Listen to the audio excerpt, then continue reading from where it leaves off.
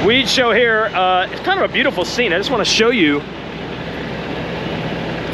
When the lights are turned on in this track, it looks even better. And it's one of the most picturesque tracks. Just an awesome atmosphere when you come to Spring Creek. And what didn't happen today? A wild day. Rocket Rob, wild day? Absolutely. It was wild. pretty nuts.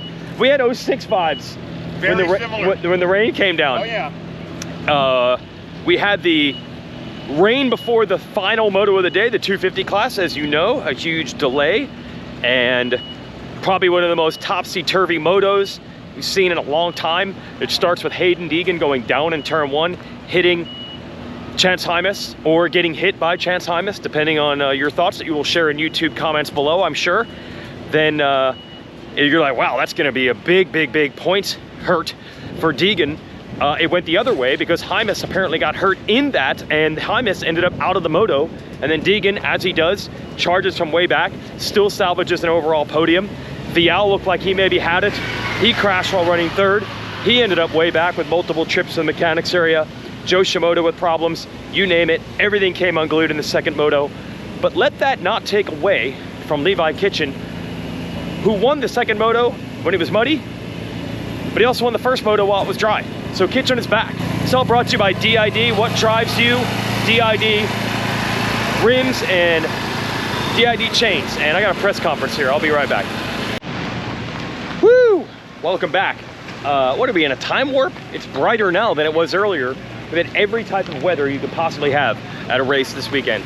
Hot and sunny and muggy, now beautiful. In between we had, let's see, lightning, heavy rain. I heard at one point a tornado was coming in. Anything not happen today? Phil got 8th overall. Phil got 8th overall. Yeah. You know what I'm realizing? It's the one thing you can count on. Phil in that like 8 to 9 spot.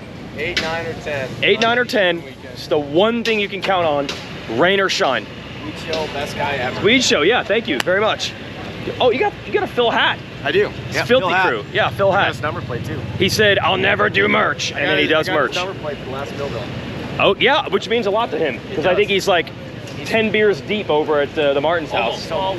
Almost. No? No. We don't say that on screen? Edit out. Phil did an interview with JT on the TV show Drinking a Coors Light. Unbelievable. Okay? Drinking a Coors Light. He might have had a couple. Okay. It was after he was done racing, at least. It was after he was done racing. It's Millville week. Anything's acceptable. It's Phil. Anything's acceptable. Yeah, it's the only thing you can count on. Phil just going 8th or 9th every weekend. Everything else is crazy. We had all types of weather, every type of crazy thing. Which bike over here is Kitchen's? Which bike is the 47? It's him right here. I just want to give credit where it's due. He won a mud race in Moto 2, but not Moto 1. That was it. 1-1. It was dry. It was dry. What was wrong with the second moto, bro? No, but I don't want people to be like, there was a mud race and he won. No. There was a dry race also, yes, and he won that also. Correct. You know what I'm saying? Simone, we started out word of the day. What's that? We started out with a word of the day. Oh, you had one? Yeah, we had. What was it? Win. Max points. For the team. Oh, so there was no settling for the overall. Had to get the 1-1. 1-1. 1-1. That's what we get paid to do. You should have just said that at every round. You would have had a perfect season Well, now that going. we figured it out. Okay. We're moving forward. Washougal? Max points? That's the goal. Okay. Hey, that's the inside info I just got you there. That was it. That's all I had to change. Word of the day. Thanks, guys. Congratulations. Weege machine.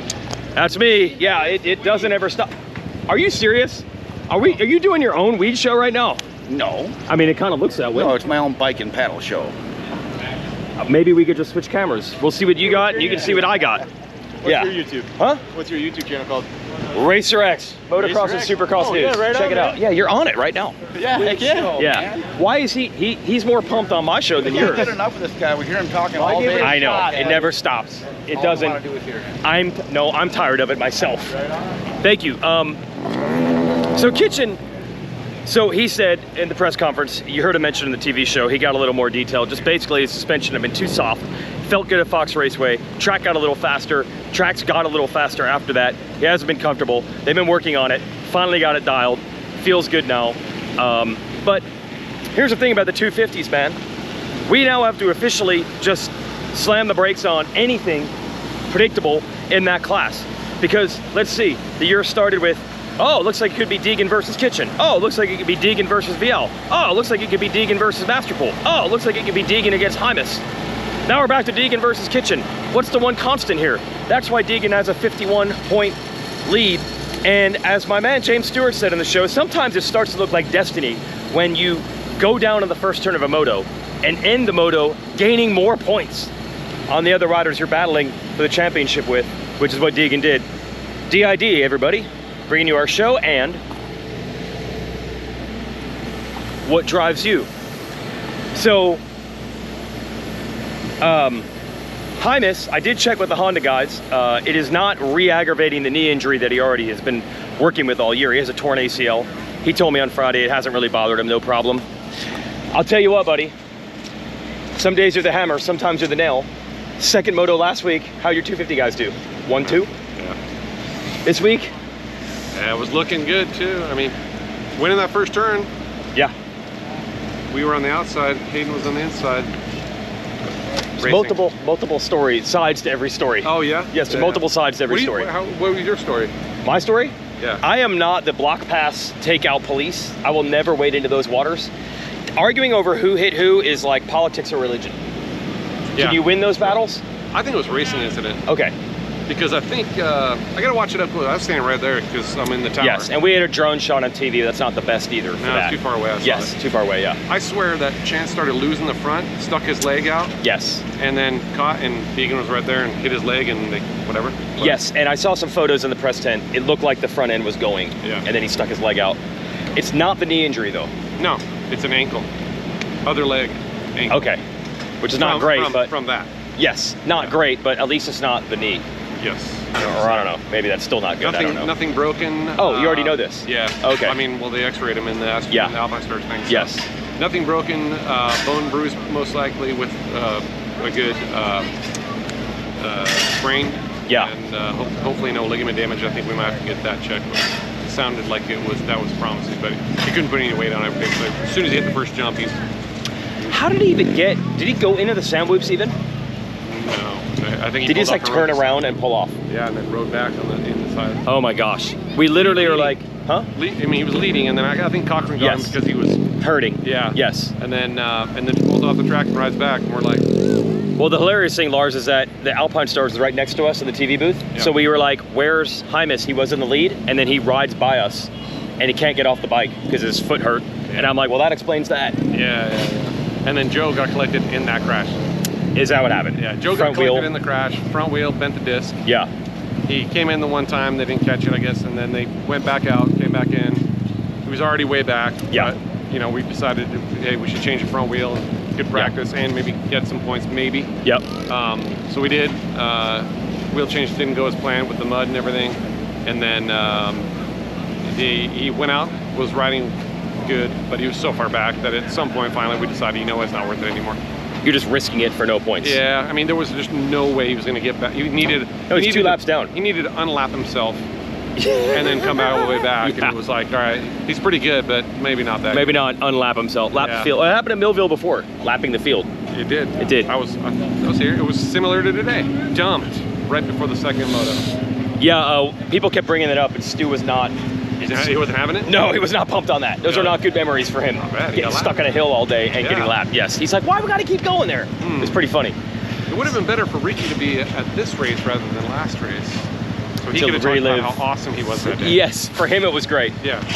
Okay, so look, if I follow this pattern, you'll go 1-2 in the second moto next week. I'd like to go 1-2 in both motos next week. How about that? Okay, yeah, there we go. Maybe there we that's a go. little greedy, but that's the way That's your we're- job. That's That's your job. Yeah. Hammer in the nail. All right, thanks, Lars. Yep.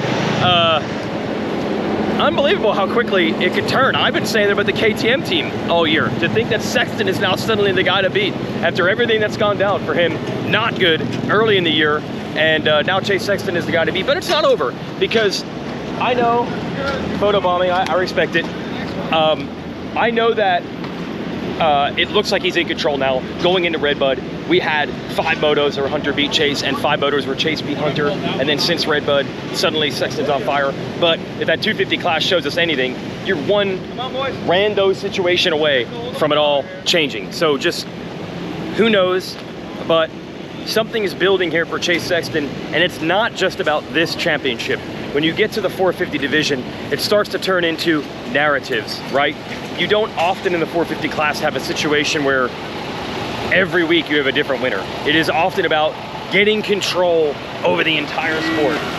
And that's what Sexton is threatening to do right now. Cooper Webb, not here. Jet Lawrence, not here. Eli Tomac, not here. Hunter Lawrence, very good. Justin Cooper, very good, but they are rookies. Sexton has been through the wars. He's battled it out with Tomac. He's just further along in his development.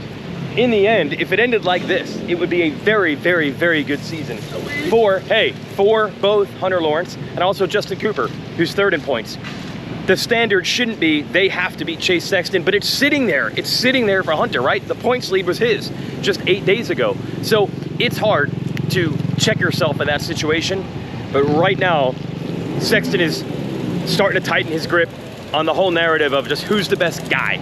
And that could equate to 450 Pro Motocross title, but I feel like in the 450 class, it's more about an overall momentum, who's the man thing, and he's establishing himself as that guy. It'll be very interesting. In a normal year, you would not see Jet, Eli, or Cooper back at all, but because of playoffs, they will be, and that's gonna be really interesting because the reason superstar guys don't come back, now they have to, because there's too much money on the line in SMX to pass it up. But the reason they don't come back in the past is it's too risky to come back if you're only at like say 80 or 90% and you get beat. That's the worst thing confidence-wise. It's the gate drops that you're getting, the practice you're getting isn't worth getting beat. And what that means on the mental side. Hey. Yeah, baby. Right, so now they've got to do it. Now they got to come back. And I talked to Johnny O'Mara. Yeah. Jet's gonna be out. What's up? Yo, what's up? There we go. Woo! Millville! Oh, we're gonna start a Millville channel. Follow me on YouTube. Thank you. We did it. You're on there. I talked to Johnny O'Mara. Jet's spending 3 weeks out in California, non-stop, and then from that we go to the silent crew. Rev those, rev them. Can't rev the electric. Can't rev the electric. Jet's gonna do 3 weeks of non-stop physical therapy to try to, he's already got the cast off, he's trying to get the thumb healed as quickly as possible. I heard Cooper Webb was on the Pony Pod, the Moto X Pod with Darkside, saying he thought he'd be able to get back into riding shape real fast. It didn't come back as quickly as he thought. He was always hoping to be back by this weekend. Now it's probably pushed back to Unadilla. We don't know these thumb injuries, how it's gonna work. Right now, Chase Sexton is making hay while the sun shines, taking advantage of all this and changing the narrative right now. I told the story, I remember this race back in 07, not the mud race in 06 where Ricky lapped the field. 07, this was Carmichael's last ever Pro Motocross race. He dominated as always. It was like a funeral over there at the podium. People were crying. What's it gonna be like? The greatest of all time will not walk amongst us ever again. This is the last time. I mean, he did race the nations, but you know, where he really made his money winning these AMA races, it was the last one. And everyone was saying, the amount of fans that I heard say, I don't know what it's gonna be like when Carmichael's gone. And then 2 weeks later, we're at like Steel City or Freestone or something, and no one's even talking about the guy because we had a championship fight and everyone just focuses on what's happening at the time. That's where we are right now. This is Chase's chance to make a whole lot of money, add to the resume, and build that confidence. And I don't know what's gonna happen beyond that. I guess that's maybe the fun part, that we got these playoffs in the offing where the narrative could shift. We're in a normal thing, we're waiting until January to get there. Unless Hunter Lawrence or someone can turn the tide on him, which anything can happen in racing, as we've seen in the 250 class over and over and over, except for one thing, Deegan always figures it out. Always? Forever? We'll see. We're going to Washougal. It's definitely a wild season, and whatever you think is going to happen doesn't seem to happen, unless it's Deegan and it somehow just works out anyway. Because, you know, I think believing it's going to work out, not panicking, believing it's going to happen, goes a long way. And he definitely believes. I don't think there's any doubt about that. And I think Sexton's getting to that point right now as well.